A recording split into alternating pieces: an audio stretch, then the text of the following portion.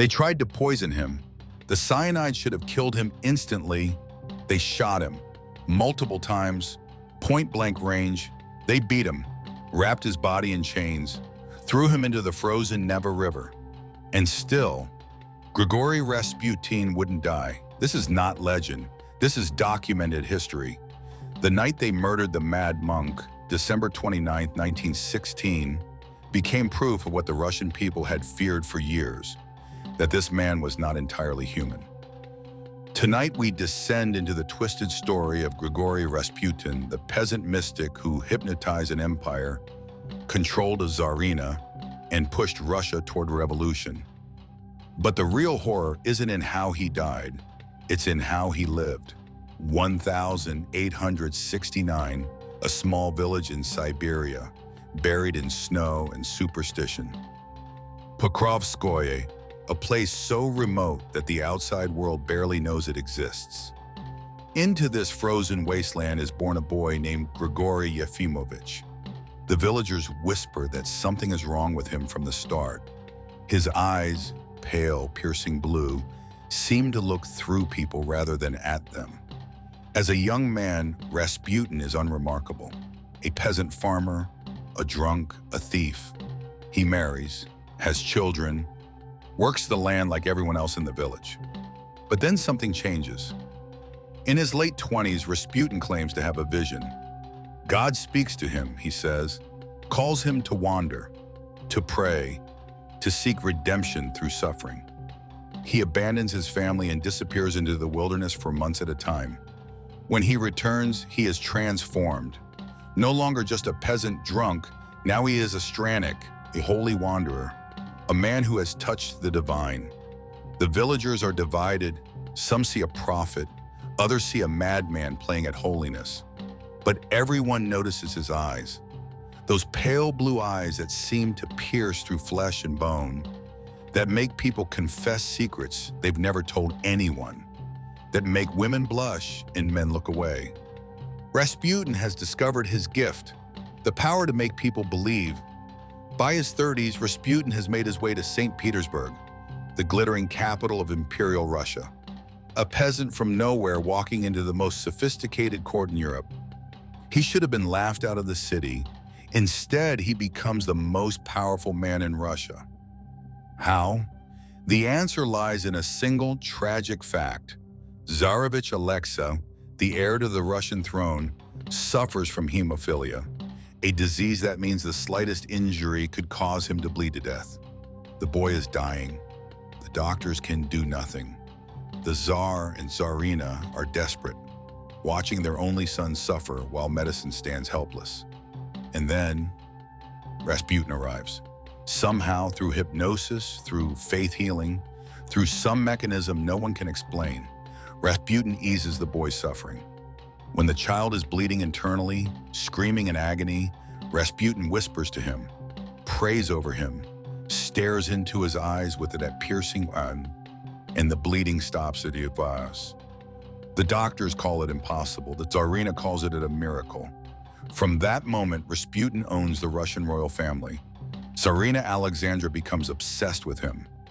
She calls him our friend, refuses to make any decision without consulting him, believes absolutely that God has sent this holy man to save her son. The Tsar, Nicholas II, ruler of the largest empire on earth, is weaker.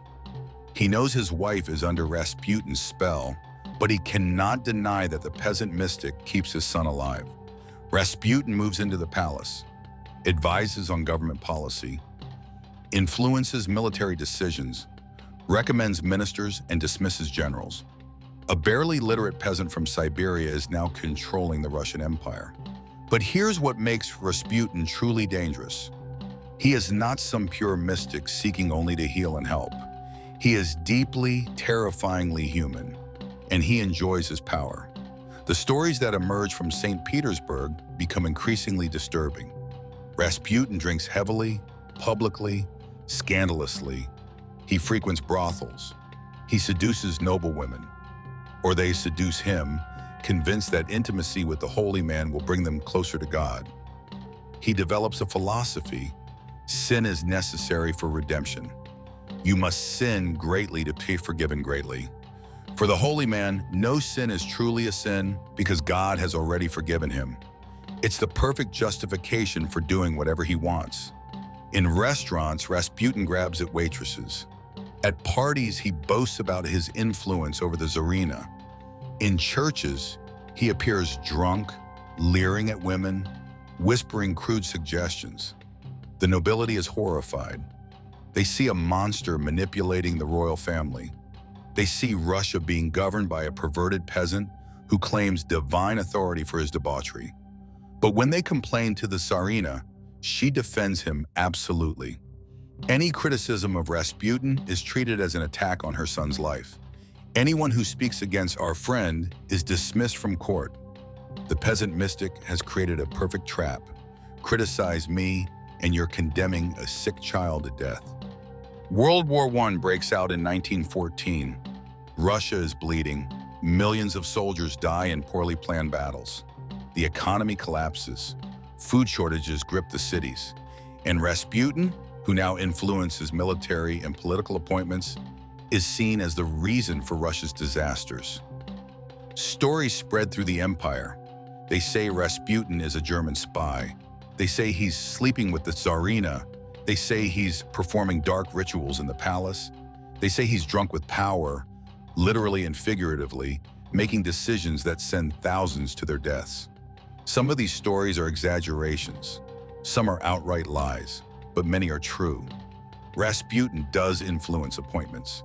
He does recommend ministers based on who flatters him or pays him. He does drunkenly boast about controlling the empire. He does treat the suffering of millions as background noise to his personal indulgences. The Russian people begin to hate him with an intensity that borders on madness.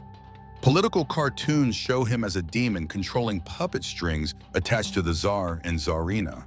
Newspapers print accusations of treason. Revolutionaries use his name as proof that the entire system is corrupt and must be destroyed. Rasputin has become the symbol of everything wrong with Imperial Russia, and the empire is about to collapse. By late 1916, even the Tsar's relatives know something must be done. As long as Rasputin lives, the monarchy cannot recover the people's trust. A conspiracy forms. Prince Felix Yusupov, one of the richest men in Russia, volunteers to be the assassin. He invites Rasputin to his palace under the pretense of meeting his wife, a famous beauty. December 29, 1916. Late night, Yusupov's palace on the Moika River. Rasputin arrives, suspicious but intrigued. Yusupov leads him to a basement room, lavishly decorated, offers him wine and cakes. What Rasputin doesn't know, the wine and cakes are laced with enough cyanide to kill 5 men. Rasputin eats. He drinks.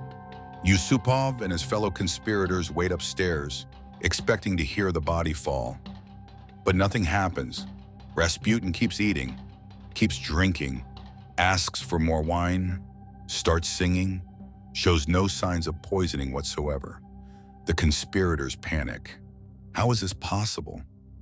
Yusupov goes back downstairs, draws his revolver, shoots Rasputin in the chest at close range. Rasputin falls. The conspirators examine the body. He's dead. Finally, it's over. They go upstairs to plan how to dispose of the corpse. But then, they hear something. Movement in the basement. When Yusupov returns, Rasputin's eyes are open. The supposedly dead man lurches to his feet and grabs Yusupov by the throat. The conspirators shoot him again. And again, Rasputin staggers out into the courtyard trying to escape. They beat him with clubs. He still won't die. Finally, they wrap his body in chains, drag him to the Neva River, and push him through a hole in the ice. When they recover the body days later, the autopsy reveals something that will become legend: water in his lungs. Rasputin was still alive when they threw him in the river. He drowned, frozen and beaten beneath the ice. The mad monk, it seems, was very nearly impossible to kill. 3 months after Rasputin's death, the Russian Revolution begins. The Tsar abdicates. The Romanov dynasty, which had ruled for 300 years, collapses. Within a year, the Bolsheviks execute the entire royal family. The Tsar, the Tsarina, their children, all murdered in a basement, their bodies dissolved in acid and buried in unmarked graves. The empire Rasputin helped destroy takes him down with it. But his legend only grows. So who was Grigori Rasputin really? Holy man or charlatan? Healer or manipulator? Mystic or monster? The terrifying answer is that he was all of these things, simultaneously. Rasputin genuinely seems to have had some ability to ease Alexei's suffering, whether through hypnosis, stress reduction, or some medical mechanism we don't understand.